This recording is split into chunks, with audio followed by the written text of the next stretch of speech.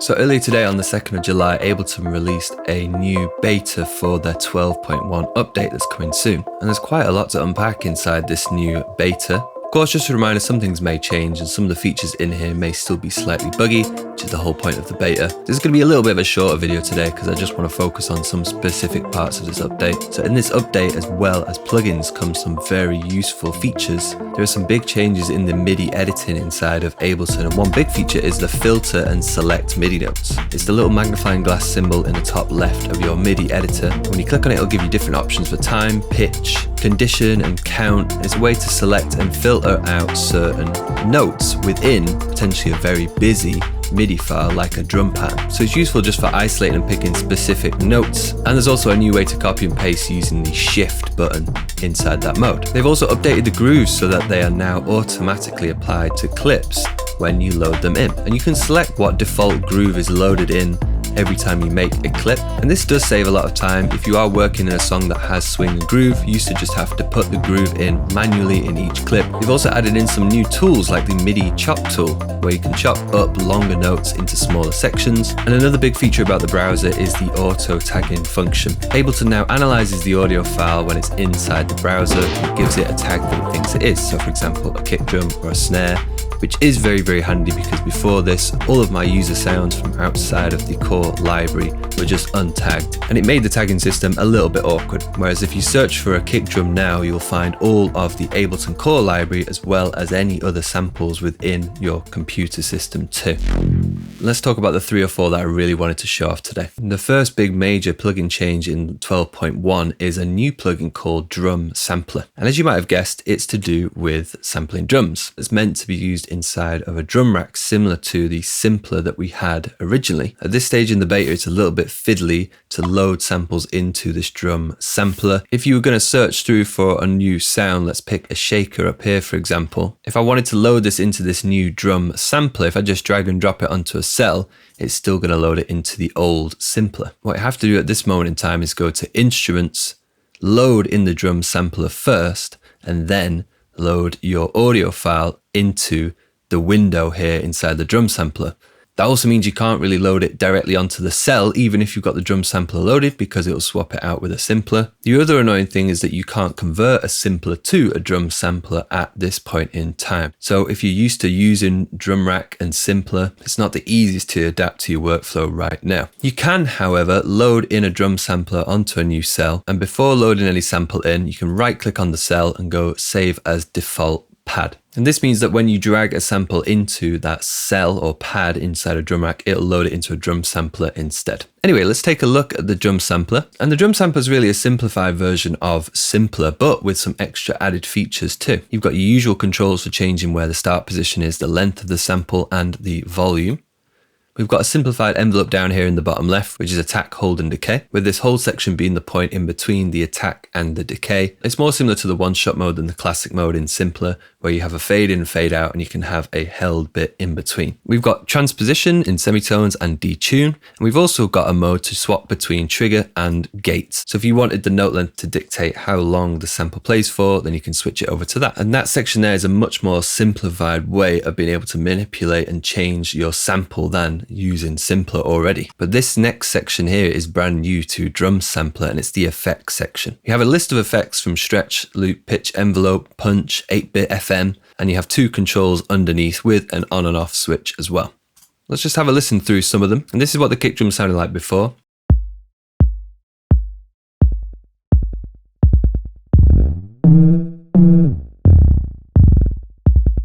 Stretch is similar to granular synthesis in a way. We have a looping feature in here. We have a dedicated pitch envelope section.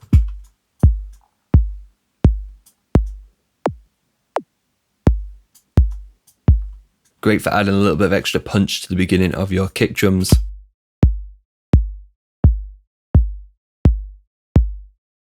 Then funnily enough, after this, we have the punch effects. This kind of sounds like compression in a way, where it emphasizes the punch at the beginning of the sound and controls the tail.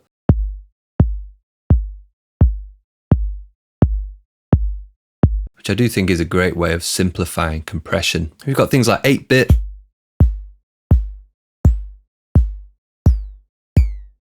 seem to be a combination of downsampling and bit depth reduction. And one of my favorites though is the FM section. You can create all sorts of weird sounds using this.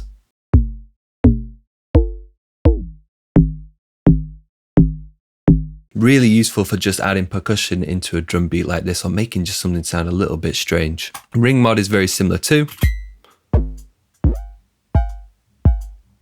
And then the final two, we've got the sub oscillator and the noise. And the sub oscillator is very similar to the boom control inside of Drum Bus if you've used that before. It essentially layers in an oscillator underneath your sound to give it a little bit more low energy. And the noise is pretty much the same as the sub oscillator, but it just uses white noise. And I think this is a great feature. Instead of having to delve into all the different menus inside of Simpler, add loads of different effects on afterwards, you can add a little bit of sound design without getting too stuck into processing change and all these other things. It makes it a lot easier to customize and edit your sounds. The next section here, as you can see, is our filter. Now they've simplified the filter a little bit, which I'm not a massive fan of. You've got your usual shapes, 2 low passes, a high pass, and you've also got a parametric band in the middle here where you can boost certain frequencies.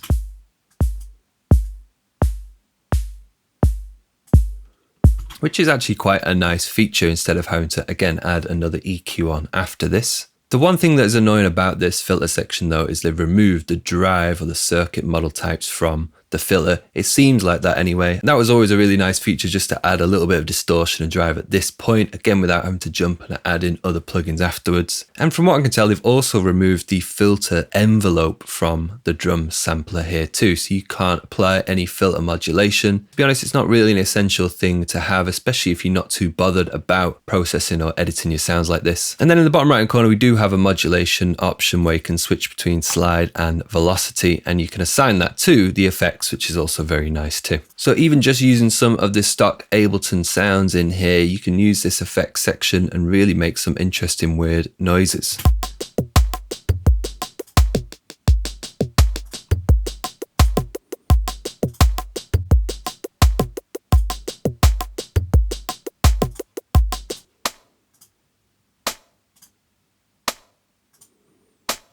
I do think it could be a great upgrade to using Simpler inside of Drum Rack. Maybe just bringing a few more of those features from Simpler into this would just make it the complete thing. And also, of course, that option to convert back and forth between the two would be very handy. Moving on to the next plugin then, and for this, I've got a vocal from Splice. Probably already has a little bit of pitch correction on there, but we can still use it to look at the next plugin, which is Auto Shift. As you might have guessed, Auto Shift is a pitch correction software, very similar to Auto Tune. Let's just load it onto this vocal here. You've got all of your usual features like our scale down here at the bottom. So the key of my vocal here is B minor, so I'll pick that from this list, and you can see it tells you what notes are going to be selected or tuned to, and you can also turn these on and off if you wanted to as well.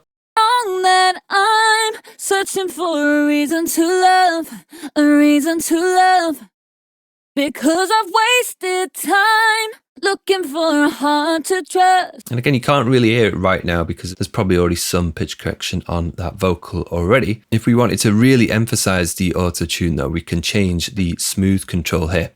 So if I turn this off, that I'm searching for a reason to love, a reason to love. Because I've wasted time. You really get that kind of classic snappy auto-tune effect. We've got some of the other usual features as well. We've got a pitch control in semitones up here. We've got a formant control. That I'm searching for a reason to love. And there's also a live mode switch at the top, which reduces the latency of the plugin to 0. And you can actually see the latency down here in the bottom left-hand corner. It does say it does introduce some artifacts, glitches and things like that, but you could use this in live mode whilst recording and then turn it off. It's going to apply the same effect but not have those glitches. There's also an interesting vibrato section over here on the right hand side with an amount of fading and a rate.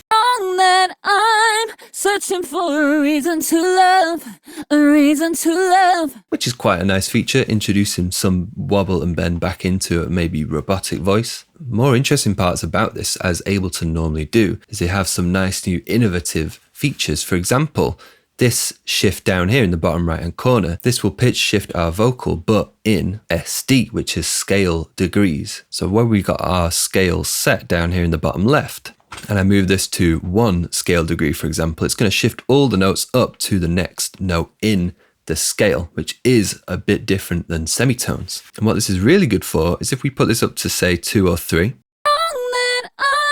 Searching for a reason to love. This is still in the key of B minor, and if I bring the dry wet down, That I'm searching for a reason to love, a reason to love. Because I've wasted time looking for a heart to trust. It all turned to dust. It's so hard to love.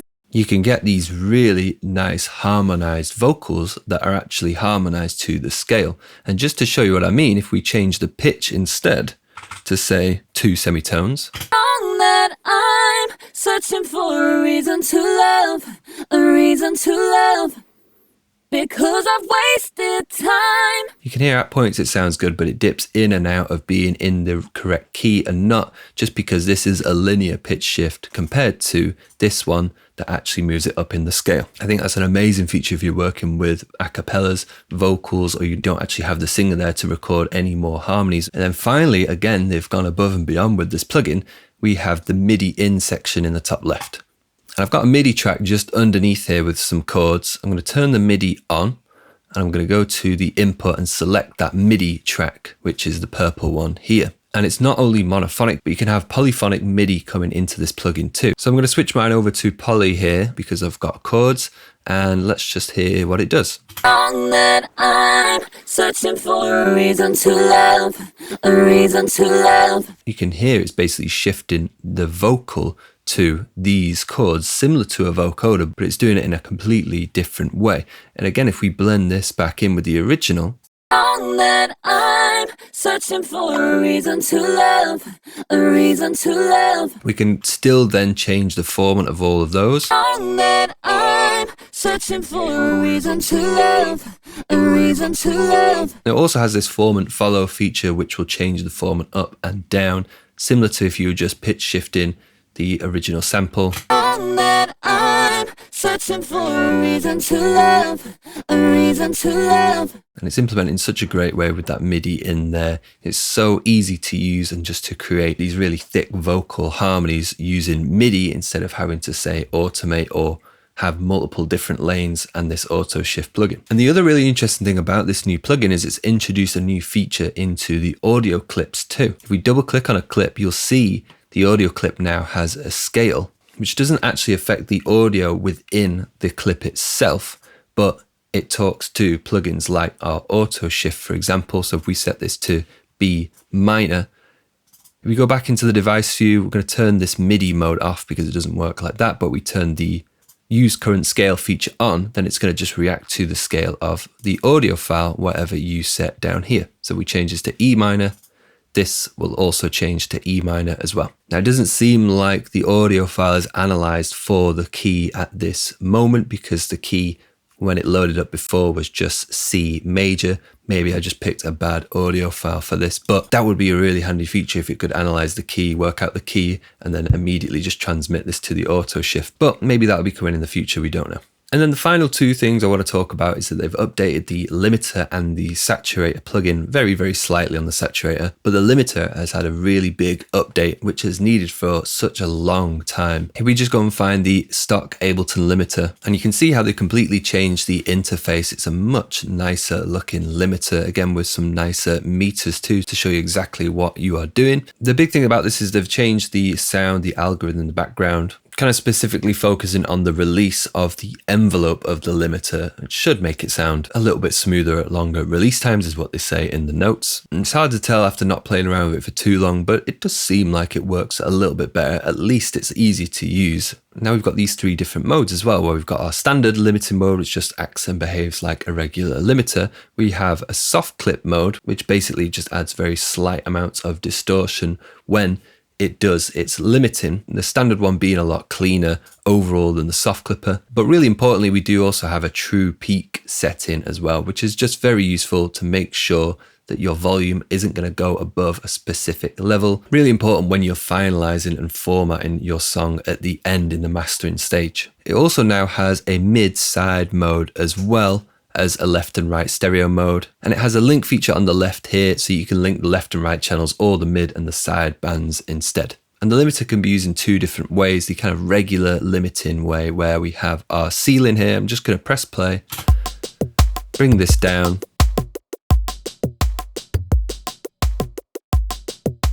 and it's going to limit my track to that minus 7.2 decibels there. You can see the amount of gain reduction on the right here. Let's just have a listen to the mid side.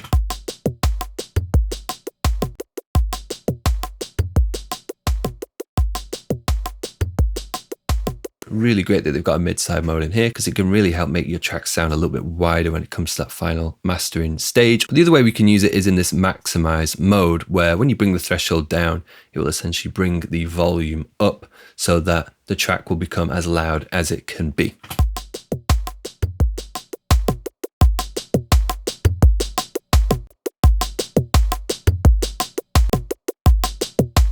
And then you would set your final ceiling or output as that output in the top left there, which I'd usually recommend to say -1. And then finally, as we said before, we've got the saturator. This hasn't been updated a lot. The user interface has been updated, but it will generally sound pretty much the same as it did before, except for they've added in this new bass shaper curve here. It has this interesting threshold option, which goes from -50 up to 0.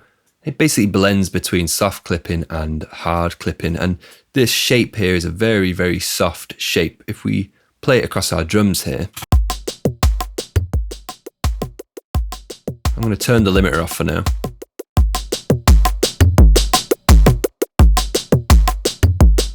And switch to the analog clip.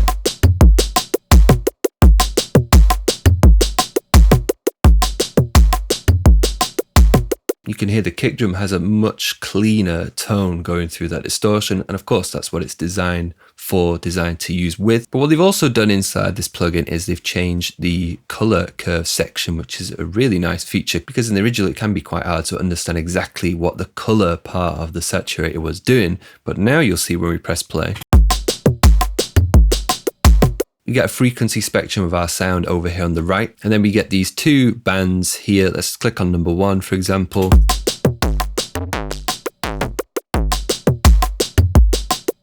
And this is going to change this amount low over here in the left window. And that second band is a little bit more precise, as you can see.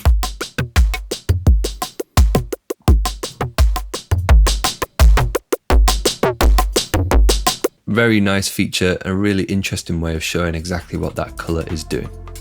As I said, there are a lot more other features in this beta, but from what I can tell, they have highlighted some areas that they do need to work on. Let me know what you think of the new features in the comments section below. And if you do like the video, then please like the video. It does really help the channel. And if you want more music production tips and breakdowns of tracks, then hit that subscribe button too. But thanks for watching the video, and I'll see you soon.